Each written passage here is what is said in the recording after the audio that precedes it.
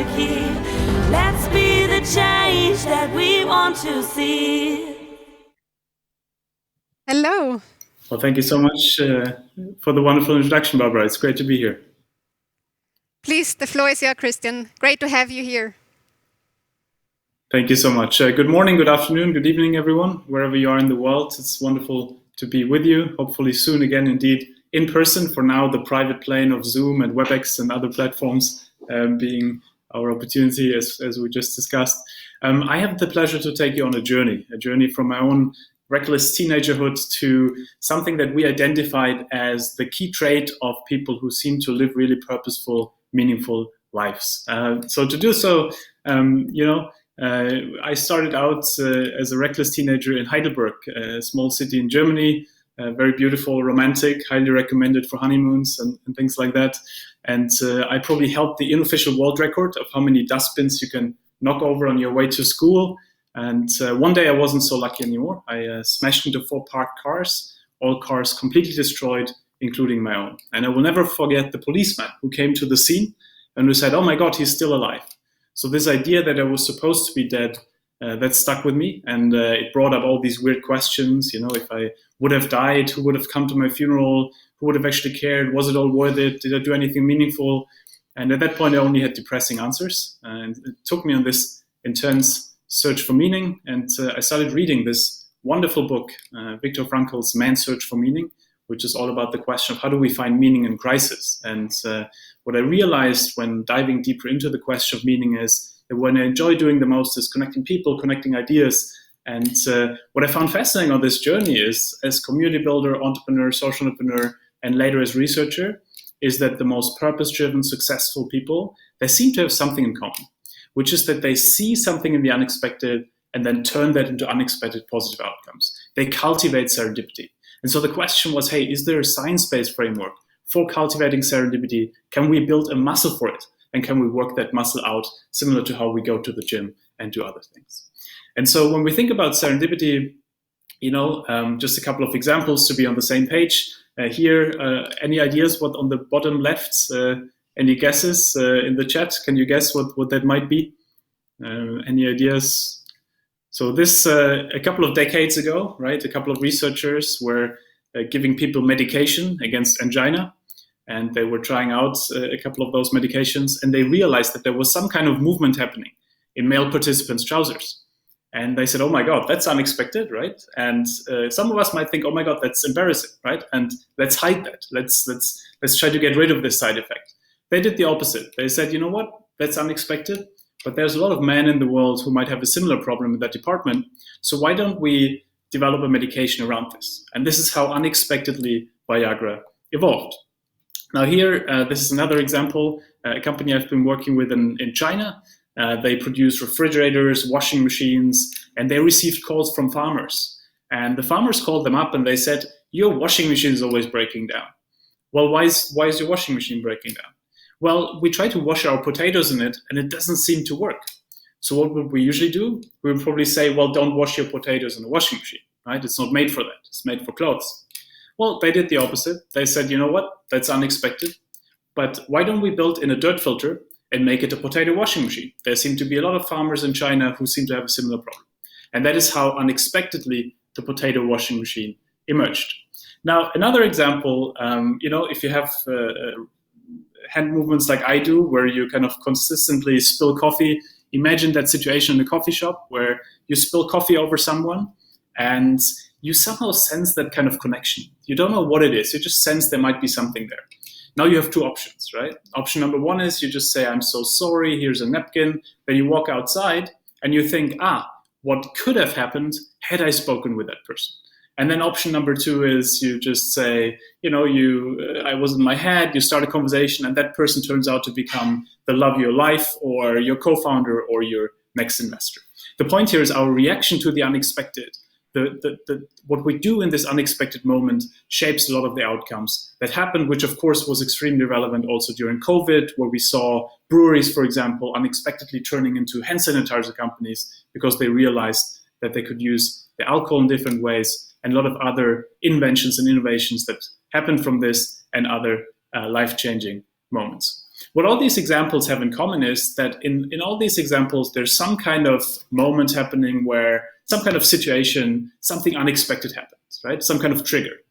But then we have to do something with this trigger. We have to somehow see something in the moment. So we have to make an accident meaningful. Or, as we also talk later more about, we can also create more meaningful accidents. But the point is we have to do something with that moment. And that really differentiates a lot of times if we miss serendipity or if we actually gain serendipity. And then a lot of times, of course, we need the tenacity to actually follow through with it. It's not enough to just have that first conversation or so. We actually need to go on a couple of meetings or dates, and then actually that turns into the real serendipity. Now, of course, the problem is that a lot of times we miss that serendipity, right? We might not see the trigger. We might not see it as an opportunity. We might not be able to connect it to something relevant, or we might actually not have the tenacity to follow through with it. And there's an interesting experiment to just show you how much it is actually about how we frame the world, how we look at the world. Who of you considers themselves to be lucky? If you want to put in the chat, like who of you thinks, oh, I consider myself to be a lucky person? And who of you considers themselves to be an unlucky person? If you want to put that in the chat, it seems to be we might have a quite lucky group. So there's a couple of experiments that show us that the way we look at the world is almost a self-fulfilling prophecy a lot of times, because we tend to start to see more of the positive unexpected moments once we believe they could be there. And so one experiment, they took one person who self-identifies as very lucky. So someone who says, good things always happen to me. I usually, have good things happen. And then the other person says, bad things tend to happen to me. I always tend to be in accidents and so on. Then they tell those people, walk down the street, go into a coffee shop, grab a coffee and sit down, and then we'll have our interview for the research. What they don't tell them is there's hidden cameras across the streets and inside the coffee shop. There's a £5 note, so money, in front of the coffee shop. And inside the coffee shop, there's only one seat next to this extremely successful businessman who can make big ideas happen. Now, the lucky person walks down the street, sees the £5 note, picks it up, goes inside, orders the coffee, sits next to the businessman, they have a conversation, exchange business cards, potentially an opportunity coming out of it, we don't know that part. The unlucky person walks down the street, steps over the £5 note, so doesn't see it, goes inside the shop, orders the coffee, sits next to the businessman, ignores the businessman, and that's that. Now, at the end of the day, they ask both people, hey, how was your day today? And so the lucky person says, well, it was amazing. I found money in the street, I made new friends, and, potentially an opportunity. The unlucky person just says, well, nothing really happened. And, we all have people in our lives who face exactly the same situation, and one is a little bit luckier than the other. And a lot of this is around mindset, and we'll talk more about this later on as well. Of course, there's also other aspects. I mean, the second part, right, around the businessman, that also is that extroverts, for example, of course, have a couple of more potential serendipitous moments emerge because they tend to put themselves more out there. But there's a lot of space for introverts. I mean, closet introverts like myself, we see a lot of serendipity in silent sources. Like when we take another route to work in the morning and we look into a bookstore and we see, oh my God, this book, like maybe that's a great podcast idea. Like we connect the dots from calm sources also, so it doesn't have to be only the extroverts, but this idea of that you see the notes on the pavement is actually how often we might see or miss opportunities that present themselves in front of us. Now, of course, before we dive into the kind of whole question of how we can cultivate serendipity, a note of caution, of course, that we have very different starting levels of serendipity.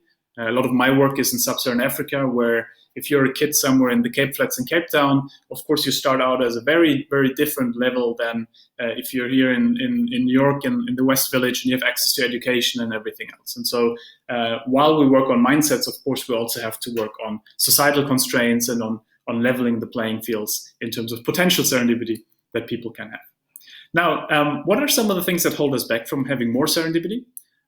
One is certainly that we tend to underestimate the unexpected. We think we can plan things out, right? We think we can manage things, but obviously, there's so many potential things that can go differently that is almost impossible to do that. And that's actually one of my favorite biases. I show you here is the post-rationalization bias, where in a way we we have this plan, right? I mean, I grew up in Germany, and we get like trained in having plans, and like you make all these plans, and then life happens, right? And life happens a bit more like this, and then you still tell it as if it was linear, right? And I work a lot with executives, and when an executive goes to their board, they will always say, yes, I planned this, and then I did this, and then I did this, right? They always want to have this illusion of control in a way manifest and say, I had this all under control, to not seem like a weak leader.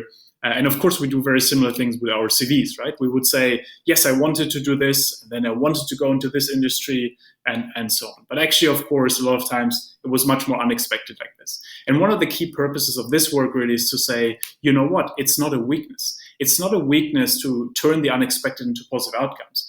Quite the opposite. It's the sign of a great mindset that you're able to turn the unexpected into positive outcomes, or in a company, create the culture that allows to do so.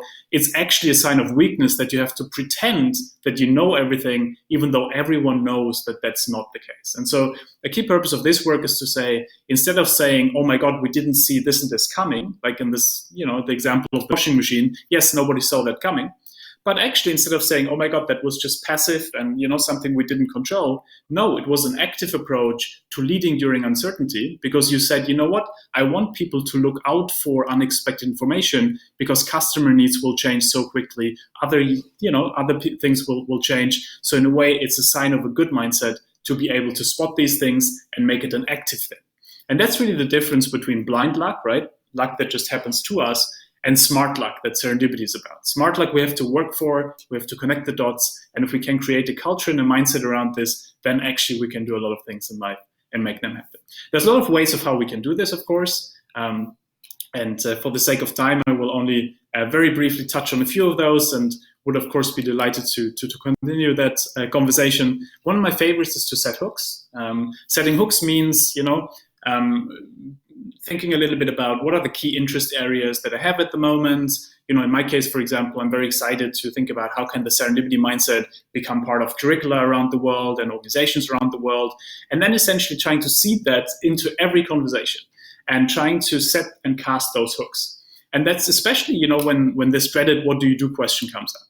To give you an example, so a great friend of mine, Ollie Barrett in London, who's an entrepreneur there, if you would ask him the dreaded "what do you do" question, he would say something like, well, I'm a technology entrepreneur, recently started reading into the philosophy of science, but what I'm really excited about is playing the piano.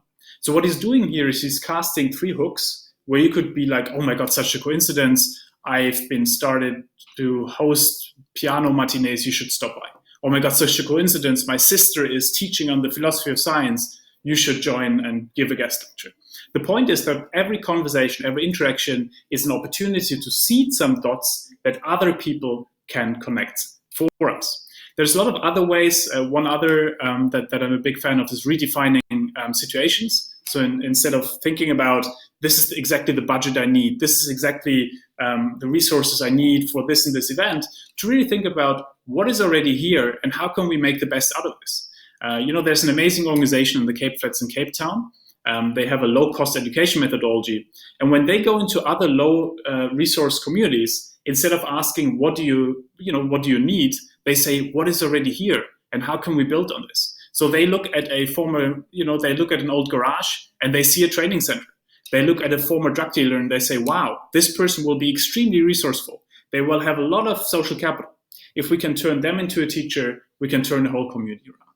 The point is that then we start connecting the dots differently, because we look at every situation not as a constraint, but actually as a potential opportunity space that could have some things in there. Now, there's a lot around, of course, leveraging technology and space design as well.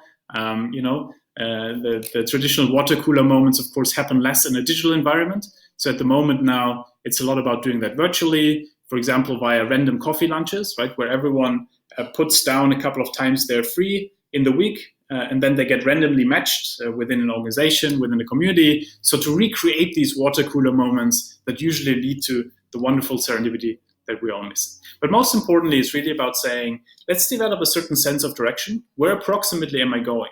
But then having the openness to the unexpected. And we did a study with a lot of purpose-driven CEOs recently, and what turns out to be one of the key skills that they have is they say, we are approximately going here, here's an approximate strategy, but I tell you already now, we will adjust the strategy based on new information. And that then is the new type of leadership that gets away from this old school leadership.